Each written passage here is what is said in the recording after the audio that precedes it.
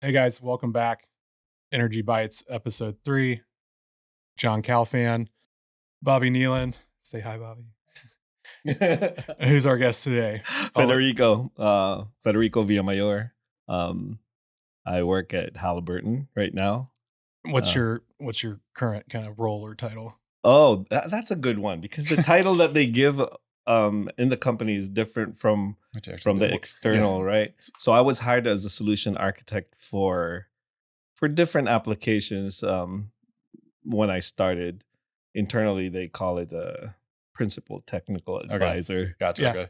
And then when you come in, you realize like you're more than just an architect. They see what your strengths are. They put you in other things. So it's basically a leadership role. Yeah.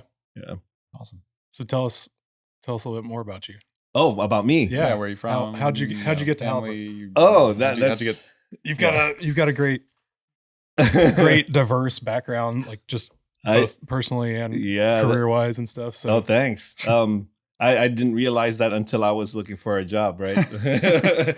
Looking back, I've been in all industries, I guess. Of aerospace, finance, automotive, energy.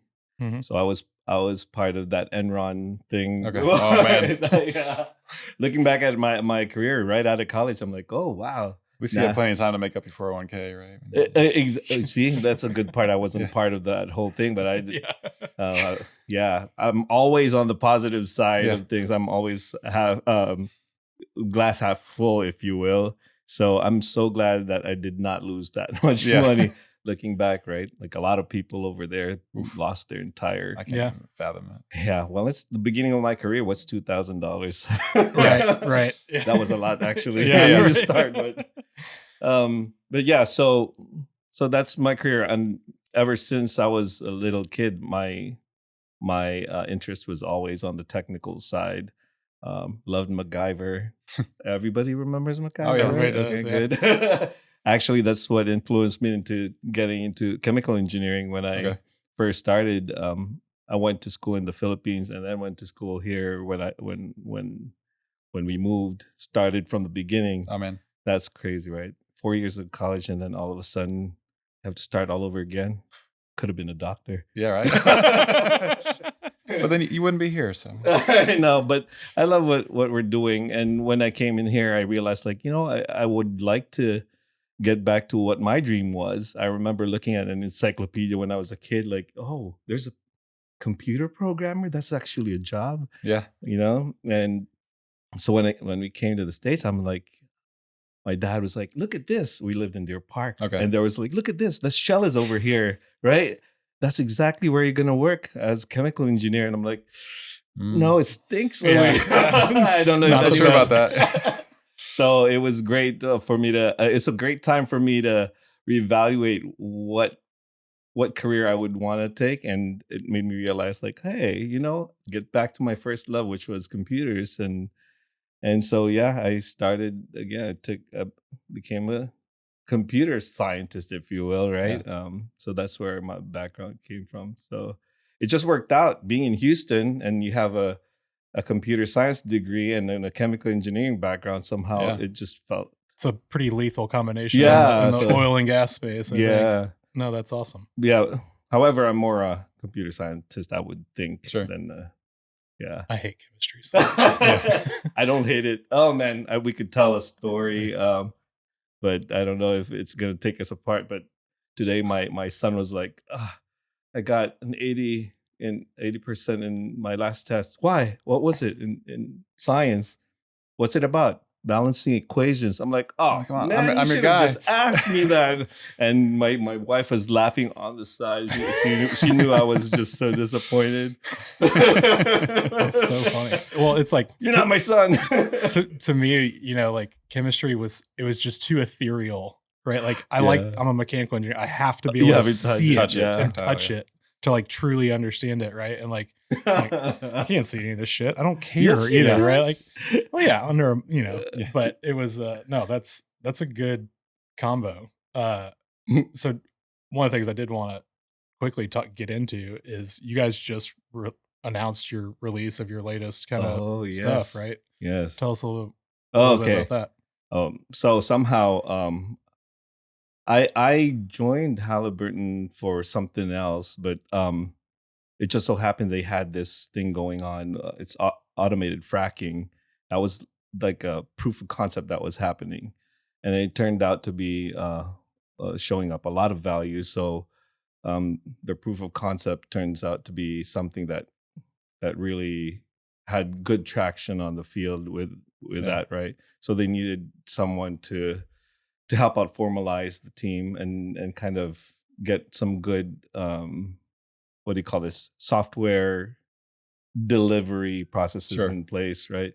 So that's where I came in, and it's just nice to see that announcement that they made, and the CEO just announced in his last what do you call this, earnings yes, report. Correct. Such a computer scientist that we don't talk earnings. Yeah. But yeah, when I saw that on the front page, I'm like, wow, yeah, that's pretty cool. Yeah, it's pretty cool to see that, and knowing the people who built it and realizing like, oh, you're actually the guy who's leading the technical team. It puts some pride in you, right? And now I'm showing my son, hey, look, this is what Daddy does. Yeah, that's really cool. Yeah, it's a great thing, but it's amazing to see. When I came in, I didn't know that did not exist, Like I thought people would have thought of this. Well, I mean, we have, spacecraft and airplanes that fly themselves. Why wouldn't we do that with fracking? Exactly. So we have things on Mars, but right. I always wondered that, right? When I walked in, I thought I'd see like a Minority Report already going on in these big companies, which makes you think, right, that maybe there is a lot of things that you could still contribute to that whole idea. Still meat on the bone for sure. Yeah. And I think, I came in oil and gas thinking I had a preconceived notion that things move slow, right? From the digital space. And it's kind of true, but man, they have a lot of really smart people. Yeah. Well, I think that's the biggest misconception, right? Is that, like, for one, in my brief experience where I cross-sold both energy and outside of energy, I quickly learned that a lot of these other industries are very similar, right? Like pharma, banking, manufacturing, right? Like, well, and it's a risk benefit for most of them, right? Like they're looking at risk, right? So bringing on a new platform is risky. Using a new tool is risky. Yes. Now, Facebook's, their feed going down is a very different risk than, a drilling rig blowing up. Yeah. So that's, like, to me, that's, somebody told me that years ago when I was complaining about why the energy industry is so slow with adoption. And when they put that in perspective, I was like, okay, yes, that makes a lot of sense. Right? Correct. That also doesn't mean though that, trying out a different database is, like, as a side thing or as a backup, that's fairly low risk, right? Like we need to moderate that at times, but that's a big thing that a lot of people, when you're dealing with lives and, potential environmental catastrophes, correct, when things go wrong, like, it has to work or it's not going out. Otherwise you'll become a character played by Mark Wahlberg in the next movie. Yep. But I mean, I think you coming in, I mean, obviously, Halliburton's a big one, and maybe they are potentially slow, but I think on the services side, I mean, you have to develop things quickly to, but I think you may see that adoption maybe. I think adoption of things is slower, but the sales cycles are slow, and then getting someone in the getting a customer to adopt maybe the automatic frac fleet, they might have a lot more trepidation. Correct. But I mean, like, for you guys, you can probably work fast and develop things and present ideas. Yes, you're right. I think that was key, is that developing a digital solution is one thing. Even the idea is one thing, but adoption is different. Now, one of the guys who was an operator was explaining this to me. I thought we had this great idea of removing a lot of these manual things that they do on the field. Turns out they like the manual.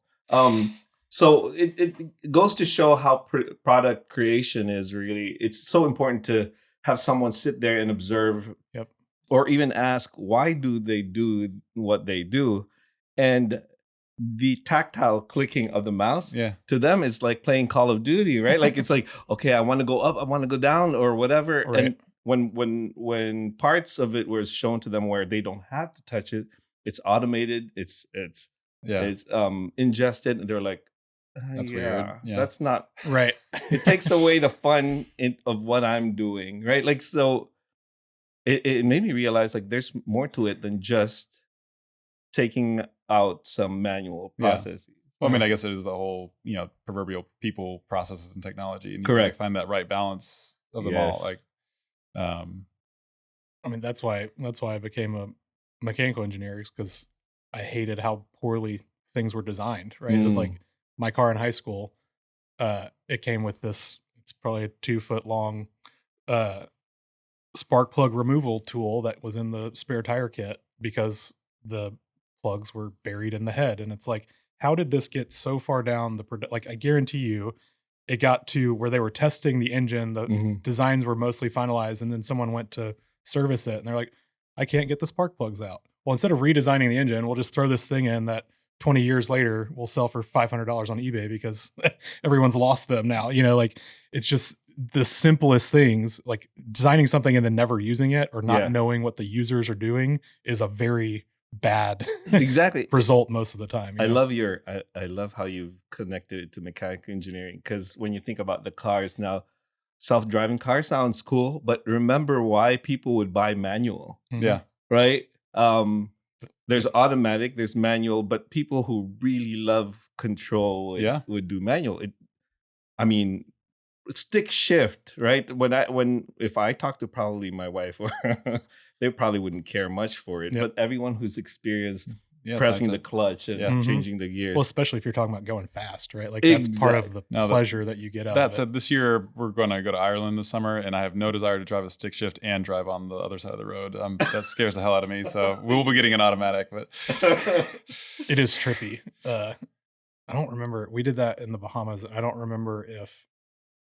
I think it was an automatic, because I feel like I would have remembered shifting with my left hand, because that seems so unnatural to me. Like, because I've heard it's still the same, layout. First gears to the top left, and so on. But it just whatever. Oh yeah, you're too young to drive stick, huh? No, I've driven a stick. I mean, but I'm saying like if it's never been on like on the other side of the road, like in England or Ireland. Hard, oh yeah, this one's not going to be nice. I can't write my name with my left hand. No less. I don't think like.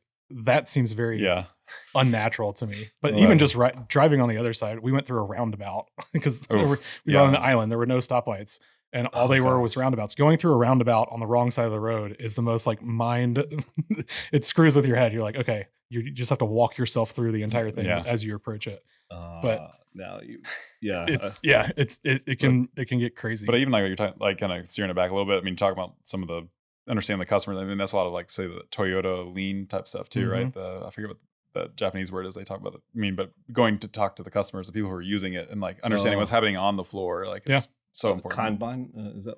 Oh, you're talking about? There's a word like part of the lean technology, but Kanban is part of that's part of their whole thing too. But like Kaizen, I forget exactly, but there's a bunch of them. I used to know. I'm proving my ignorance around it, but but no, I mean, I think maybe we can dive a little more like into the tech stack. I mean, so obviously you're trying to automate things. So they've always had really highly instrumented frac bands and stuff like that. But now it's like, how do we make all these pieces talk to each other, and then also make signals out to like, are we speeding up pumps? Are we pumping more fluid? I mean, like, tell us a little more about like what were kind of the high level objectives you guys were trying to achieve, and what are also like the problems that you run into? Because you guys, just so everyone's aware, this is, I assume, are y'all running Edge or both, obviously? Yes.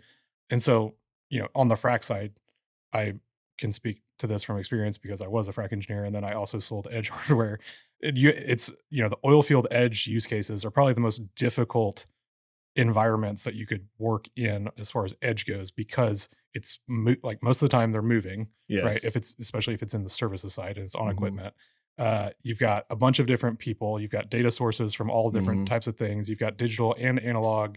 You've got different structures, naming conventions. There's so much human element to it traditionally. Yes. What else are, what was kind of from y'all's end, the objectives and kind of struggles that y'all? The main objectives, I guess, I'm not sure how IP it is, right? But I think the more general thing that I probably could talk about is, reducing maintenance and repair maintenance costs, let's say. That's probably universal in anywhere. Yeah. Well, and everyone's also trying to automate as much so you can have fewer people on location. Exactly. Because people are expensive. Safety. Safety. Safety is a huge... which reminds me that how much frack I really know, right? I came in not knowing it. That is one of the things that got me to understand it more was going to the Museum of Natural Sciences on the 4th floor. They have an actual simulator for frack, and that was amazing because I was like, oh, this is what we do. Yeah, and now it kind of made me understand what we're actually doing, coming from the digital part of things. But I think one of the key things is that there's a lot of applications already on the field that's working really well, very robust, and the only thing is a lot of it was built by engineers without any user experience, user UX kind of experience like what we have now, where people are actually care about how all of that works. So I think it was a great opportunity for them to also see how they could reduce the amount of time to, let's say, transition, or how diesel engines are operated, just like the cruise control in the car versus, like we said, manual. Of course, it's so satisfying to hear that engine roar up, but is it really the best thing for the engine? Right. Well, so a lot of those, I guess, come into play, and it's not necessarily my know-how, or that's going to be yours, right? So a lot of the people in my team are people like you, mechanical engineers, PhDs on physics or whatever, and so I'll leave the math to them on that. But putting that together, I think one of the big things is how do you get the right people also to work on this without having to just the hard part is having these PhDs who know how to code a certain way, and software developers who know how to code a certain way. We realize that they have their own way.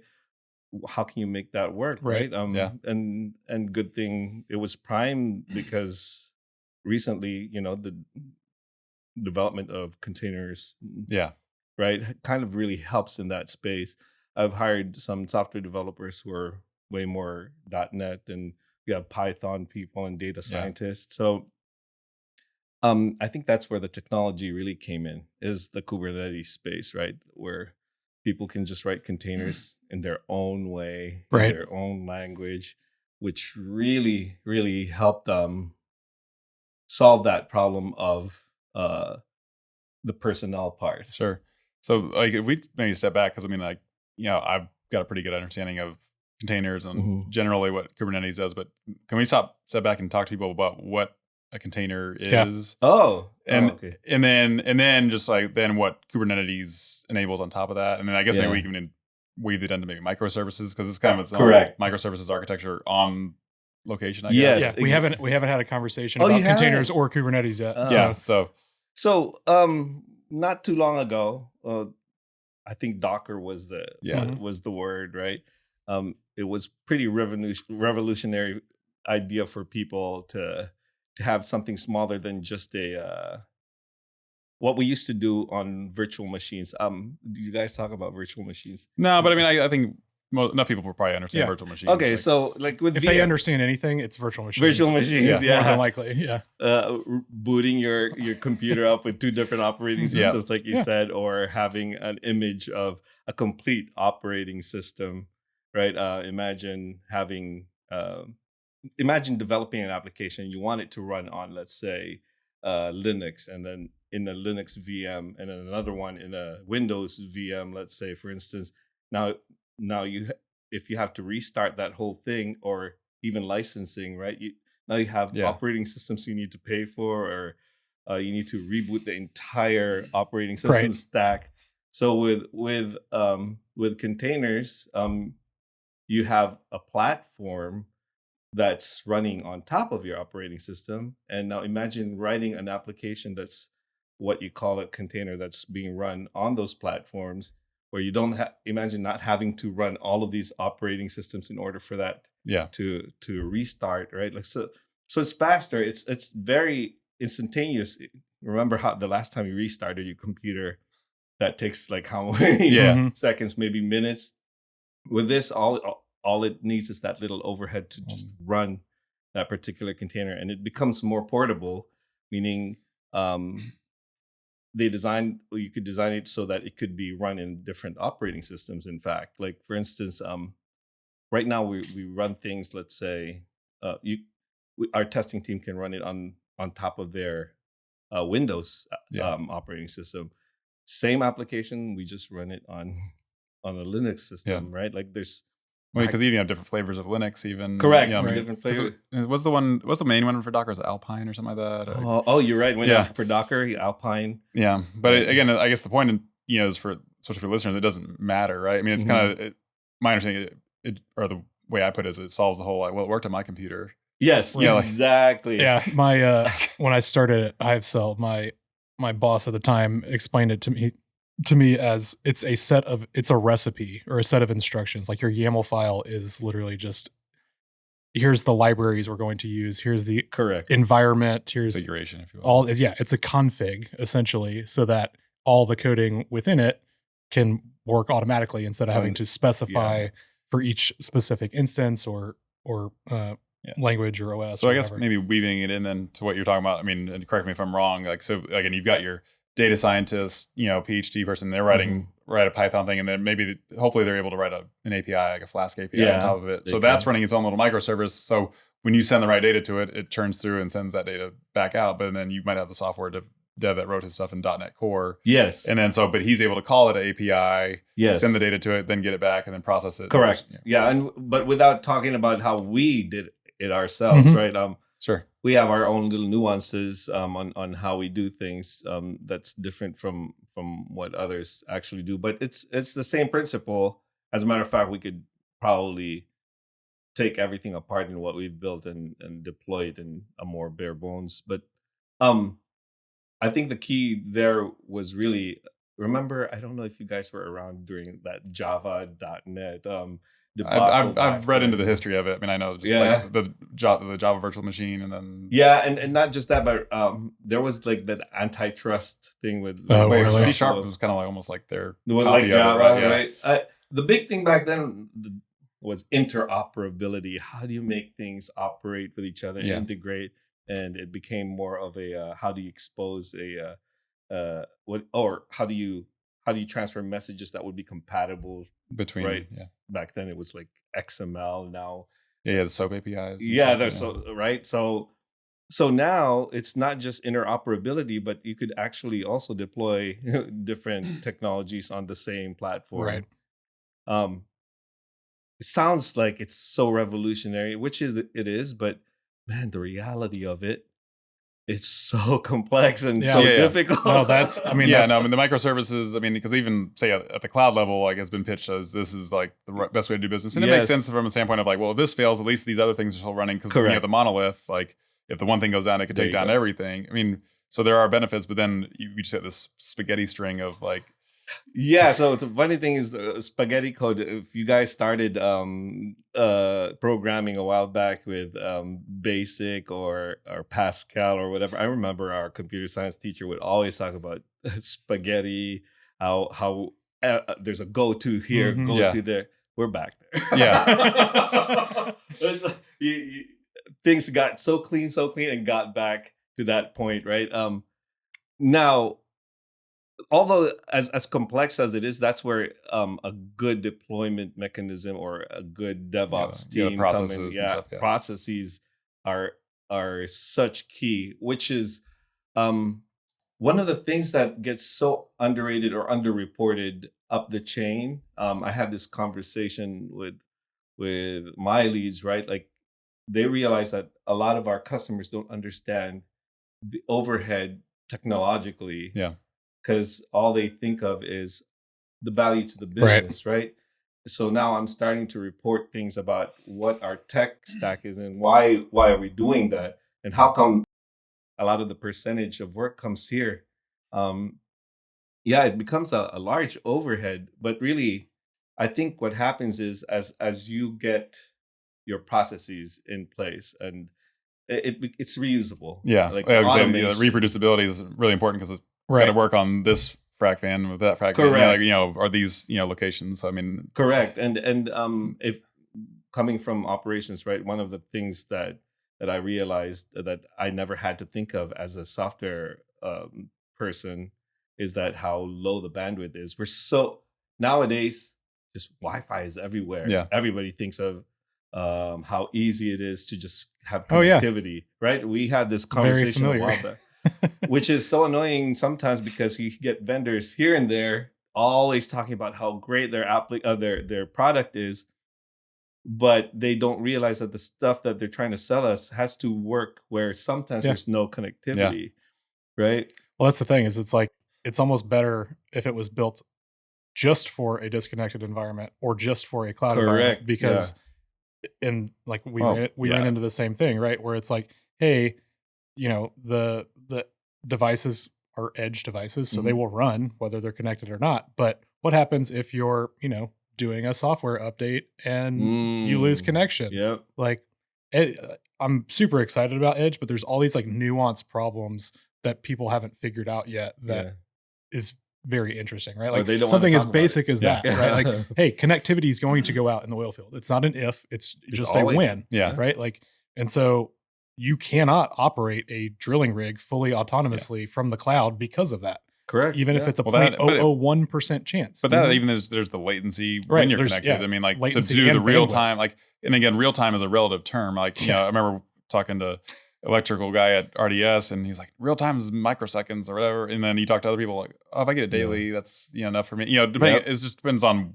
the use case. What people call real time. I have brought that up. Oh, it's true. But I guess maybe like, since you kind of brought it up, like, I have to imagine what you guys are doing has to be able to run self-contained. I mean, like, yes, because I mean, I know there's a lot of stuff now where like, all right, you churn a lot of it on on location, then maybe send things up to the cloud because maybe there's machine learning stuff that but I feel like there's even processing power is just increased, whether it's in the cloud but also on the edge. So now you can actually do more of that stuff.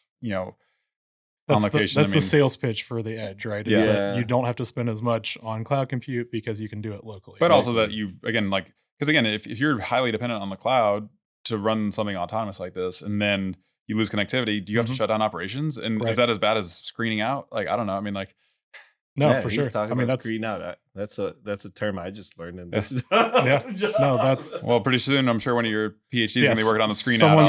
Somebody's going to be making that request very soon. I can guarantee you that. That's only been on the docket for the last. Been working on that for like 7 years. Yeah. We don't want to solve that here. Maybe we've solved it. I'm not telling. No, that's talk about that a little bit, because I do like. I see that as a big barrier for a lot of like step changing type things in the oil field, where you're able to significantly reduce inefficiencies, increase uptime, reduce number of people, do predictions and preventative things like that. But just kind of talk about that, because I mean you've got a really interesting spot in that. It's not just it's developing. You've got, I'm sure y'all are doing lots of analytics and data science on top of it. It's also at the edge in an intermittent connectivity no connectivity environment. And then on top of that, you have all the risks and stuff that go into if it breaks, right? Like y'all have, and then IoT on top of that, because you're ingesting all kinds of data and all of that fun stuff. Yes. So like that's a big animal. Like, yeah, it is. Imposter syndrome just seeped in quickly. So you know more about it than us. So no, 100%. That's why we're asking. Yeah, but the great thing is having like a great team who understands it, right? Now, when I'm thinking of the edge, I mean, this has been something that's been going on for a while. So I think it's not really anything new. It's just a different way of thinking it, and a different way of understanding how much bandwidth that you're consuming. And when you said real time, that's exactly what I was kind of invited for, or added in, the reason why I got part of the group or got hired was because of that. My background a lot for the right before this was application integrations architecture, right? But yeah, I got hit on the face with the real time. I'm like, oh shoot, you just use this broker Kafka or blah blah blah or whatever. And being Avanade beforehand in my past life, it was always Microsoft. So my background automatically was Microsoft. I mean, I was so used to selling Microsoft everywhere I went. I'm like, yeah, why don't you use Azure? And then they talked about real time. Oh yeah, you have this for real time. We have service bus. We have this. And then they told me no connectivity. Oh, you can push like Azure IoT Hub down like onto containers. And stuff. Now we're. Yeah, so I can't talk about it. Yeah, probably. I can talk about it. You can talk about IoT Hub and all that, and they do have that solution, right? But obviously, every problem it ends up being unique, and a lot of the things that gets sold to you are all greenfield, and you wish so that we have our own restrictions or barriers around it, and it's great. And the funny thing that I've realized is sometimes the least technical people come up with the best technical solutions. Yeah. Oh, I think I had this conversation with John. There was this group. It's completely a different project, right? That we have this solution that was just done by someone who has database background. And if you put someone like me or someone who's like a more technical person, all of a sudden you'll think of the latest and greatest solution. And man, I'm so glad that person came up with a solution on databases. It's just database replication, and somehow, man, it's the most robust solution that we have in one of the problem sets that we have on the edge. And even Microsoft was asking for us to see if we could do a paper on it just to produce it, right? Like it. But I think there's so much out there that people can use that you could actually come up with a lean solution in the beginning, and it could become the end. Yeah. Right. Like I think that's actually more natural nowadays, that come up with a prototype if it's working. Just run with it. The temporary permanent solution. Exactly, temporary permanent solution. That is a real thing, right? And everything. 100%. Yeah, I worked at Symantec. It's the same thing. It's like, can you try this? Would this work? Yeah. Okay.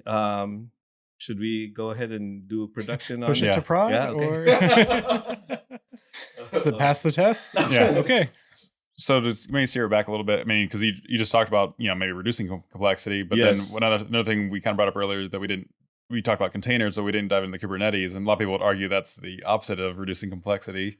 Oh my gosh! So preface what Kubernetes is. Just I mean, I'll let him get it, but then also, can you get into why it would be necessary? Because I'm trying to wrap my head around why it would be necessary, say, on a Fracking, because maybe because it needs to scale out. That's the whole point of it, right? It needs to scale out to meet demand. Like, are there times where there's more data coming in than other times? Say that again. Are there times where like there's more data coming into the system than not? Like I just assume there's always a constant stream from all the different sources. But there is a constant stream. So the complexity, Kubernetes is just a platform, right? Where we could deploy our containers, what they call pods on that side. Kind of orchestrating them.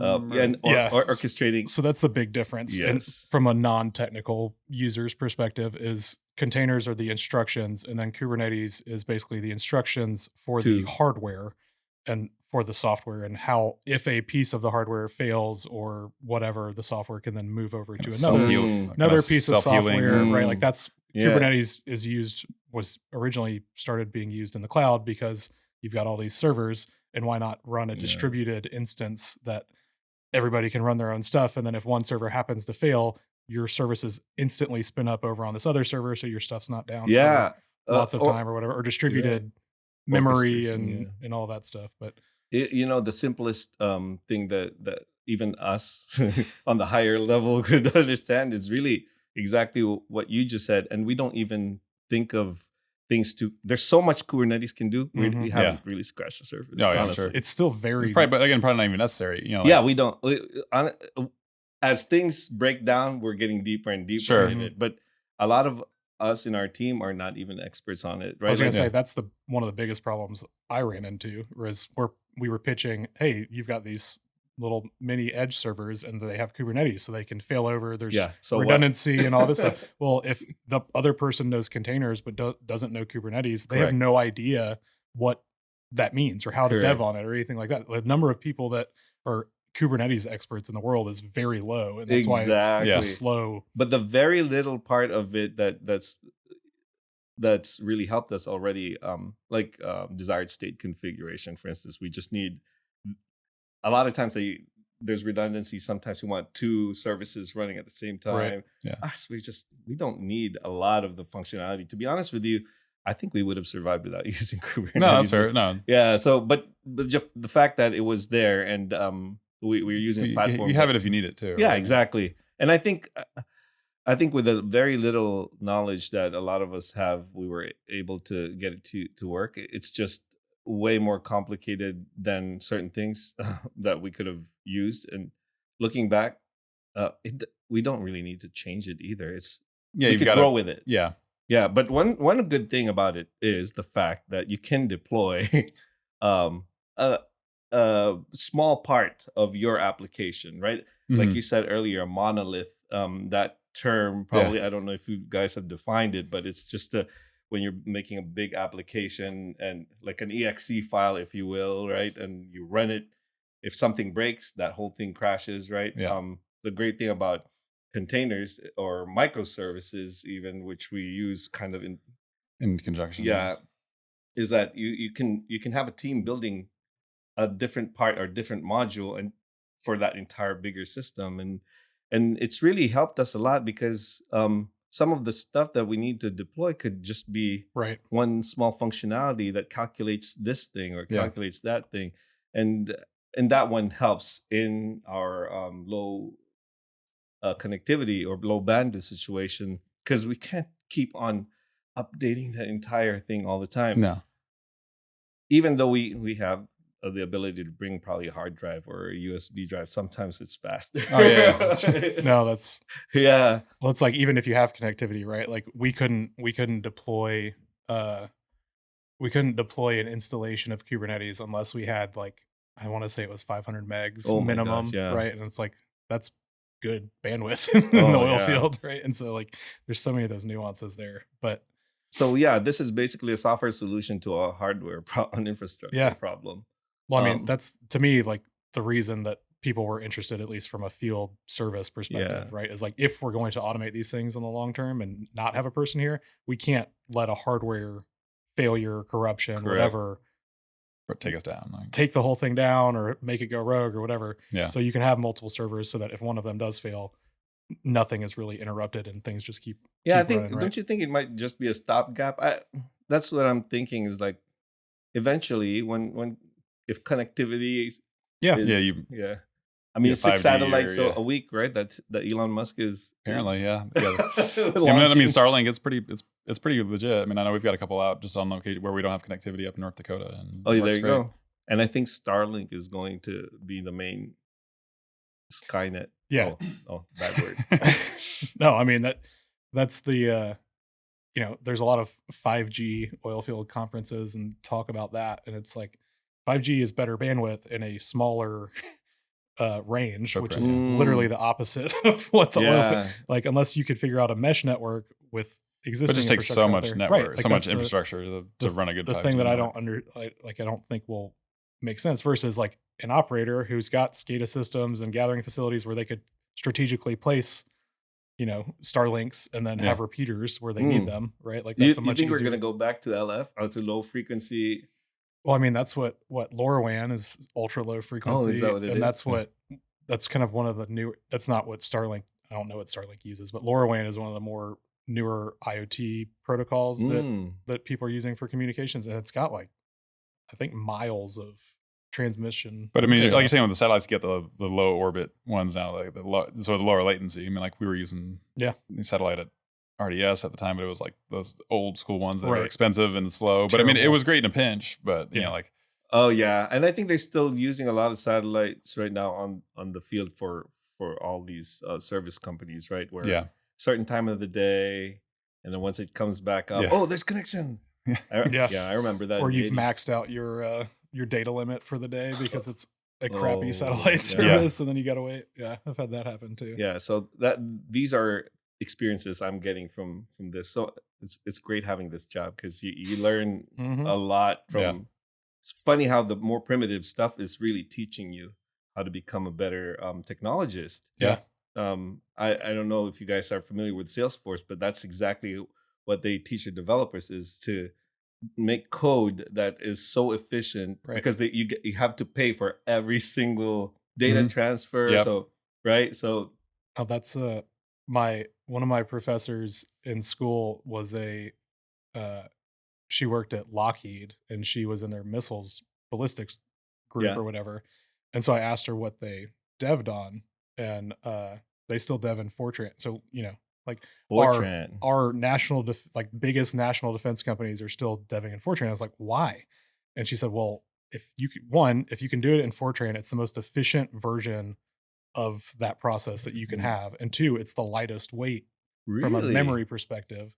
So, and the biggest reason was all of the management knew Fortran because they were all, you know, the guys that learned it back in the 70s. Yeah. But I mean, when it was written, but I mean, the barrier to rewriting it and like, it works, right? Right. Like, that's the thing. If it's not broke and it works, like, I mean, robust, we're going to refactor this to Rust just because. So I'm seeing this a lot, right? Yeah. A lot of us technologists think that way. Like, oh, this is old, so let's change it. Which is just because there's a new thing. Yeah. Yeah, and I don't want to badmouth that because that keeps us employed. Well, you're not an Avanade anymore. I mean, like, but yeah, Fortran. That's 4 diskettes. Remember floppy disk? Yeah, that's what they call it. Disk. Oh man. But yeah, I thought that was wild, right? Like, you think of like Lockheed as like a sophisticated high tech thing, but that's honestly the way it's been in the oil field forever too, right? Like, government. If it's not broken and it's secure and it's worked this long, it's a hard Band-Aid to rip to try and convince someone to replace it, right? Or switch it. Yeah. Same thing with NASA.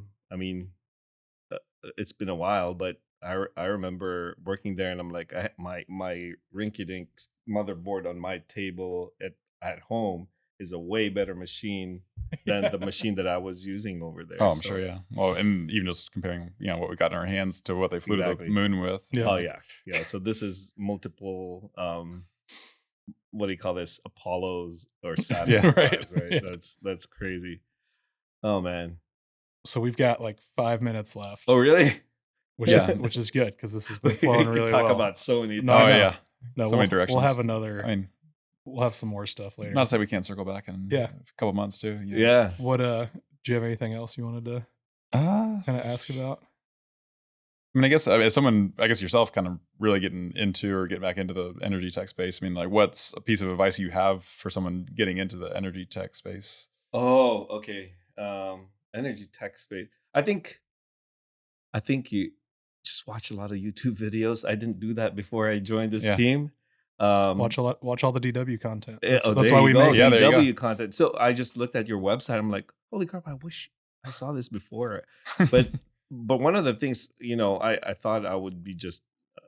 I usually study, right? But I didn't get to go through training through this job when I came in, and I wish I did. And COVID started, right? So I had the opportunity to watch videos from other companies, and it's really, there's a lot of things that I wish I studied before coming in. I mean, I think I would have been more effective, right? That way. Don't take for granted the fact that you came from an energy city. Yeah. Right. There's so much to learn, and continuous learning, humility. Being humble is so important in this space because there's so much that you don't know, right? Like, even though you've been in the space, in the technology space for a long time, there's just so much to learn. Yep. You can't know you're it all. mentioning little things today. I'm gonna look that low frequency things. I mean, there's just so much. So I think swallowing your pride and realizing that there's still a lot of things to learn, even from the younger people who just got out of school. There's just so much. I think that's a big key. And to build on, I think you have to be okay with not. And maybe it goes to being humble, but you have to be okay with not knowing. Yes, absolutely. Exactly. It's okay. Yeah, it's really okay. Yeah. I'm glad to have a boss right now, or a lead right now who's in that mindset. He's always okay to. Sometimes he even prefaces it like, "I'm the dumbest guy in the room." Yeah. No, he's not. He's really one of the most intelligent people I've met, and it's amazing how he swallows his pride and gets information from the others in a way that it builds people up. Yep. As a leader, right? But at the same time, it builds him up because now he gets to finally hear what others have to say. Yeah, no, 100%. It's cool. Yeah. All right, we're gonna go to the speed round. We're just gonna ask you a few random questions, just one word answers. Okay. So, what's your favorite kind of cloud to work in? This is Federico personally. Personally, Azure, only because that's my background. Yeah, did a lot of it. Yeah, only because. I wouldn't say it's necessarily the best. I wouldn't. Yeah, you could tell me. No, they've all got their pluses, minuses. So. Yeah. What about your favorite database? SQL, only because SQL Server. I mean, yeah, I'm using Mongo now, but only because. Yeah. No, I mean SQL Server. It's a great database. Yeah. General purpose. You can do a lot of things in it. It's comfort. If it's been around for long enough, to, you've got all the tools, you got the support, the documentation. It makes sense. What about open source? Oh, as far open source service or what's your favorite tool kind of or open source library? Oh man, you got me there. Now I'm thinking about so many things. I know there's a ton of them. That's the OpenAI, I guess, right now. Learning. Yeah. I'm gonna ask you your favorite video or board game. I find myself playing a lot of Call of Duty, but that always been into shooter games for a while. Right there with you, man. I played it for 2 months straight. The last time I got laid off, I was like, dude, I haven't played. I had both my kids. I hadn't played video games in years. Oh my gosh, I played more than my son. Yeah. What about crypto? ETH probably. Yeah. It's so easily consumable, and that's kind of what I've leaned to. I mean, Bitcoin always has so much high or is but I think Ethereum seems to have the most applications potentially. Or... Yeah, I'm not the best person. I'm not super. John can. I know you are. I'll nerd out on it all day. Cool, man. And then maybe last, what's the most interesting, emerging, bleeding tech you're excited about? Yeah, across anything. It doesn't have to be energy or. It can be ChatGPT. It's been. Oh man, it's. We were just told not to use it as much anymore because of. It's obviously it says there that it's all monitored by ChatGPT. Okay, so privacy. So you can't put a lot of IP, right? But it's been helping a lot, just writing letters or even snippets of code that's not necessarily, just simple things like, let's say, parsing data or how do you connect to this broker or whatever. Oh yeah. Oh gosh, it's been helping me so much. Can you imagine? Can I tell a little bit story? Can you imagine? I let my developers do something more technical. It's not IP related or energy, whatever. But I needed it to solve a different problem. It took them an entire Christmas break to do this, and they did a demo on January. And while they're doing the demo, the same requirements I gave them, I just put in ChatGPT and right. At the end of the demo, I'm like, this is what I needed, not that, right? It's that's crazy. And it's perfectly documented and debugged. And correct. Oh man. There were things like it brought in the wrong import, but right. But if you have the knowledge and expertise just to find the little nuances that are wrong, it gets you 90% of the way there. Exactly. So that being said, sometimes it tells you what the future is probably going to be. You need developers who are thinkers and developers who are inventors, not just developers who just do code just because just checking off their I think coming back to what board. you're saying about what you the advice is like, you got to learn the problem you're solving. Correct. Exactly. Humility again, right? No, that's a perfect stopping point. Yeah. I could talk about ChatGPT. I know. We'll have you back, and I think in the future we're going to try and do some like specific topic episodes and have different people come in and do more like discussion type stuff. So it'll be fun. Thanks so much for coming. Yeah, thanks for having me. It's a lot of fun. Yeah, this is eye opening for me. And now there's another place that I'm gonna check on the internet, and it's gonna be this. Beautiful, man. I appreciate it. Yeah, appreciate it too. Perfect. It's always a pleasure. Awesome. Man. Thanks, guys.